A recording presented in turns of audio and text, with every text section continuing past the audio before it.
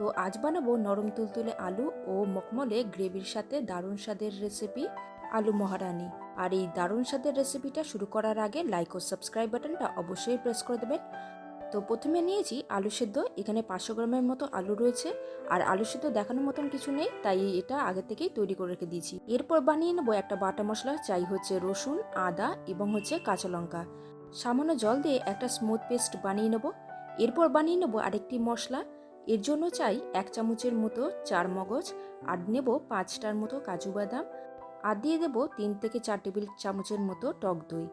সমস্ত মশলাগুলোকে একসাথে পেস্ট করে নেব।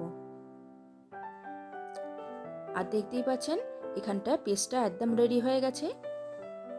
এই পেস্টগুলোকে একটা সাইডে রেখে দেবো। এরপর কড়াইয়ের মধ্যে সাদা তেল গরম করে নেব, আর আলুটাকে হালকা সোনালি করে ভেজে নেব। আলুটাকে যদি আগে থেকে ভেজে রাখেন তাহলে একটা আলাদাই টেস্ট আসে। আর দিয়ে দেবো সামান্য লবণ। আপনারা চাইলে লবণটাকে আলু সেদ্ধ করার সময়ও দিতে পারেন। আলুটা এদিকে ভাজা হয়ে গেছে, এটাকে তুলে সাইডে রেখে দেবো। এরপর ওই একই তেলের মধ্যে দিয়ে দেবো 1 চামচের মতো ঘি, আর ফোড়নে দিয়ে দেবো 2 টুকরোর মতো দারুচিনি আর 2টো শুকনো লঙ্কা। মশলা থেকে যখন একটা সুন্দর গন্ধ ছাড়তে শুরু করবে তখনই দিয়ে দেবো পেঁয়াজ কুচি। এখানে 2টো মিডিয়াম সাইজের পেঁয়াজ নেওয়া হয়েছে। হালকা বাদামি করে পেঁয়াজগুলোকে ভেজে নেব। আর পেঁয়াজটা যখনই ভাজা হয়ে যাবে এরপর দিয়ে দেবো 1 টিস্পুনের মতো কাশ্মীরি লঙ্কা গুঁড়ো। এরপর দিয়ে দেবো আদা, রসুন ও কাঁচা লঙ্কা বাটা। আর দেবো 1 চামচের মতো ধনে গুঁড়ো, 1 চামচের মতো জিরে গুঁড়ো, আর দেবো স্বাদ মতো লবণ। আর স্বাদটাকে ব্যালেন্স করার জন্য দিয়ে দেবো 1 টিস্পুনের মতো চিনি। সমস্ত মশলা থেকে যতক্ষণ না তেল ছেড়ে আসছে ততক্ষণ পর্যন্ত কষে নেব। আর বানিয়ে নেব একটা গুঁড়ো মশলা।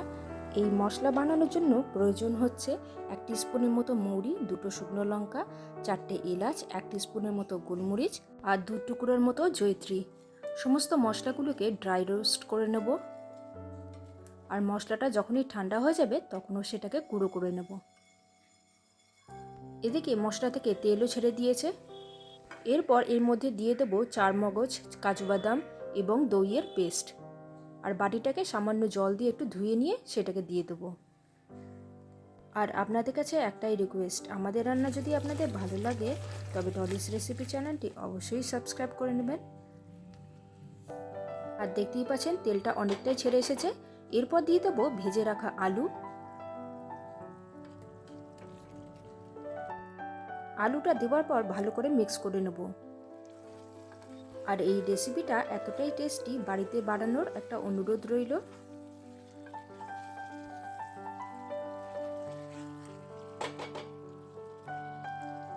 এরপর সামান্য একটু জল দিয়ে দেব। যে পাত্রের মধ্যে আলুটাকে ভেজে রেখে দিয়েছিলাম সেই পাত্রটাকে একটু ধুয়ে নিয়ে দিয়ে দেব। এরপর 3টি যে উপকরণ বাকি রয়েছে সেটা পরপর দিয়ে দেব। তো প্রথমে দিয়ে দেব গুঁড়ো মশলা, যেটাকে আমরা আগে থেকে রোস্ট করে রেখে দিয়েছিলাম। আর দিয়ে দেব 1 টেবিল চামচের মতো কাসুরি মেথি। 2 মিনিটের মতো একটু নেড়ে চেড়ে নেব। আর দেখতেই পাচ্ছেন তেলটা সম্পূর্ণভাবে ছেড়ে এসেছে। তেলটা যখন সম্পূর্ণভাবে ছেড়ে আসবে তখনই দিয়ে দেবো 1 কাপের মতো জল। এখানে আমি উষ্ণ গরম জল ব্যবহার করেছি। এরপর সর্বশেষ উপকরণ ফ্রেশ ক্রিম দিয়ে দেব। 2 মিনিটের মতন একটু নেড়ে চেড়ে নিয়ে একদম রেডি হয়ে যাবে আলু মহারানি। পরোটা, ফ্রাইড রাইস কিংবা লুচির সাথে এই রেসিপিটা আপনারা অবশ্যই ট্রাই করতে পারেন। আর আমাদের রেসিপি যদি আপনাদের ভালো লাগে তবে ডলিস রেসিপি চ্যানেলটি অবশ্যই সাবস্ক্রাইব করে নেবেন। আজকের মতো আসি, তাহলে দেখা হচ্ছে পরবর্তী রান্নাতে।